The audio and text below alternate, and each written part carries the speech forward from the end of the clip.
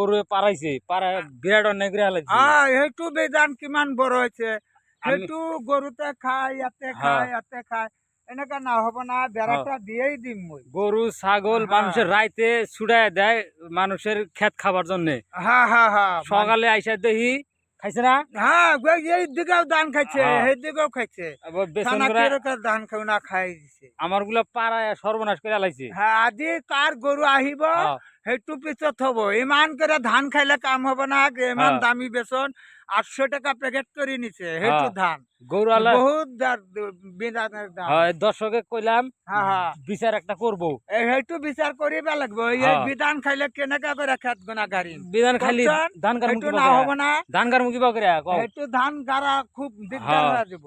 মানুষে এত অন্যায় করে কে, মানুষে ইমান রাতিপুৱা বা কিয় গরু আনা লাগে, গরু আনা লাগে 8-9টার সময় গরু আনি ভান, রাতিপুৱা গরু আনি ইয়াতে বান্ধিব, বিধান গনা খাই শেষ করিব। সকাল খেত গনা কেনেকা করে গাড়ি, গরিব মানুষ পয়সা পাতি নাই। হ্যাঁ সত্য সকালে গরু আইনা ছুড়াই দেয়, মাসের খেত খায় অন্যায় করে। 800 টাকা প্যাকেট নিচ্ছে, একটু ধান লাল পান করে ধান খায়। আমি দেখাই 800 টাকা প্যাকেট, আমি দেখাই ওই জায়গায় একদম টাকলা করে হালাইছে গরু খায়া, ওই জায়গাও দেখাই দিতেছি। হ্যাঁ দর্শক।